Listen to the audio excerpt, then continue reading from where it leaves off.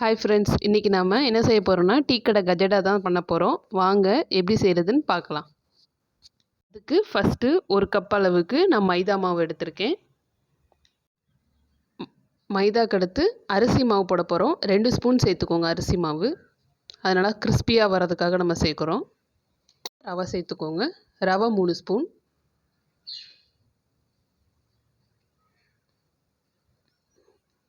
அடுத்ததாக நம்ம மாவு பிணையிறதுக்கு அடுத்து நம்ம ஜீனி சேர்க்க போகிறோம். ஜீனி வந்து அரைச்சி எடுத்துக்கணும். அதனால் நம்ம மைதா சேர்த்த அதே கப்லேயே அரை கப்பு ஜீனி சேர்த்துக்கோங்க. இது கொஞ்சம் ஸ்வீட்டு கொஞ்சம் அதிகமாக தான் இருக்கும் நாங்கள் சேர்க்குறது. நீங்கள் கம்மியாக வேணும்னா 1/4 கப்புக்கு கொஞ்சம் கூட சேர்த்துக்கோங்க. இதோட வாசத்துக்காக 2 ஏலக்காய் சேர்த்துக்கோங்க. ஜீனியையும் நல்லா பவுடர் ஆக்கிக்கலாம். இப்போ இதை பவுடர் ஆக்கினதுக்கப்புறம் 3 ஸ்பூன் அளவுக்கு தயிர் எடுத்திருக்கேன். நீங்கள் முட்டை சேர்க்குறதுனாலும் சேர்த்துக்கலாம். முட்டை சேர்க்காதவங்க தயிர் சேர்த்துக்கோங்க. பவுடர் பண்ணதுக்கப்புறம் இந்த 3 டீஸ்பூன் தயிரையும் நம்ம சேர்த்து ஒன்றா அரைச்சிடணும். நல்லா பேஸ்ட் மாதிரி அரைச்சிட்டு வந்துடுவோம். இப்போ ஜீனியும் தயிரும் நம்ம அரைச்சிட்டு வந்துட்டோம். இது வந்து தண்ணியெலாம் ஊற்றக்கூடாது. அப்படியே இதை வெறும் பேஸ்ட்டு மட்டும்தான் அரைக்கணும்.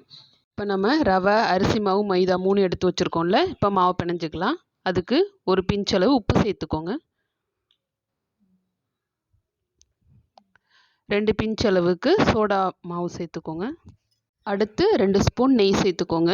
நெய் சேர்க்கலைன்னா நீங்கள் எண்ணெய் கூட சேர்த்துக்கலாம், இல்லை பட்டர் கூட யூஸ் பண்ணலாம். நெய் சேர்த்துக்கிட்டிங்கன்னா டேஸ்ட் நல்லாயிருக்கும். அதையும் ஒன்றா கலந்து பிணைஞ்சிக்கலாம். இப்போ மாவெல்லாம் நம்ம ஒன்றா கலந்தாச்சு. அதே மாதிரி ரொம்ப இருக்கலாகவும் பிணையக்கூடாது, ரொம்ப இலக்கமாகவும் இருக்கக்கூடாது. இந்த இப்படி பிடிச்சோன்னா இப்படி நிற்கணும் மாவு. நீரும் நம்ம அரைச்சி வச்சுருந்தோம்ல, இப்போ அதை உள்ளே ஊற்றிடலாம். இதை ஊற்றினாலே உங்களுக்கு நல்லா இதாக இருக்கும். நீங்கள் தண்ணி எதுவுமே சேர்க்க வேணாம்.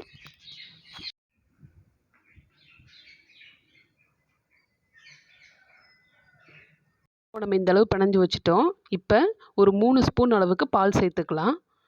சேர்க்க வேணாம் பால். ஏன்னா ஜீனி நேரம் ஆக ஆக இலக்கம் கொடுத்துட்டே வரும், மாவு கொஞ்சம் லூஸ் ஆகிட்டே வரும். அதனால் கொஞ்சம் நல்லா கெட்டியானதுலேயே பதத்துலேயே பிணைஞ்சு வச்சுக்கணும். வந்து காய்ச்சி ஆற வச்ச பால் அளவுக்கு நல்லா டைட்டாக பிணைஞ்சு வச்சுக்கோங்க. ஒரு 15 நிமிஷம் வந்து மாவு ஊறட்டும். ஏன்னா நம்ம ரவை சேர்த்துக்கிறதுனால ரவையெல்லாம் நல்லா ஊறணும். ஸோ அதனால் 15 நிமிஷம் ஊறட்டும். இப்போ நம்ம பிணைஞ்சு வச்ச மாவு வந்து 1/4 மணி நேரம் ஊறிடுச்சு. இப்போ நம்ம இந்த மாதிரி உருண்டைகளாக உருட்டிக்கலாம். ஒரு கடாயில் நம்ம எண்ணெய் சூடு பண்ண போகிறோம். எண்ணெய் வந்து ரொம்பவும் காஞ்சிடக்கூடாது, ரொம்பவும் இதாகவும் இருக்கக்கூடாது. கஜடா சீக்கிரமே வெளியில் வந்து நல்லா வெந்து கலர் மாறிடும், உள்ளே வந்து மாவாக இருக்கும். அதனால் எண்ணெய் வந்து ரொம்ப காய்ஞ்சிடவே கூடாது. காஞ்சிச்சு. இப்போ நம்ம இந்த உருண்டையெல்லாம் உள்ளே போட்டுடலாம். பார்த்தீங்களா?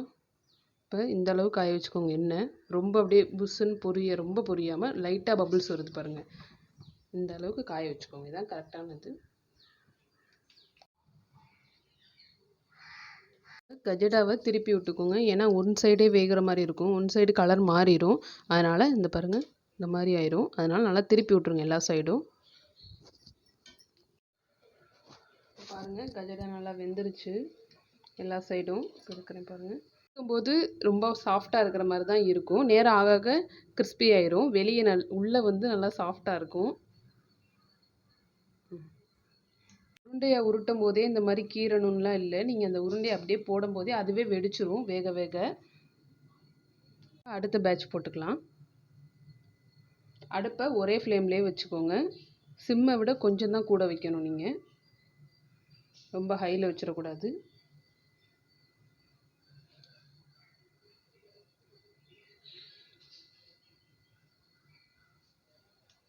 இப்போ ஒன்றை மட்டும் எடுத்து பிரித்து காட்டுறேன் பாருங்கள். வெளியே நல்லா கிறிஸ்பியாக மொறுமொறுன்னு இருக்குது, உள்ளே நல்லா சாஃப்டாக இருக்குது. இதை வந்து கஜடா, ஆட்டுக்கால் கேக்கு, இல்லை டீ கடை கேக்கு ஒவ்வொரு மாதிரி சொல்லுவாங்க. இது நல்லாயிருக்கும் இந்த ஸ்நாக்ஸு. நீங்களும் ட்ரை பண்ணி பாருங்கள்.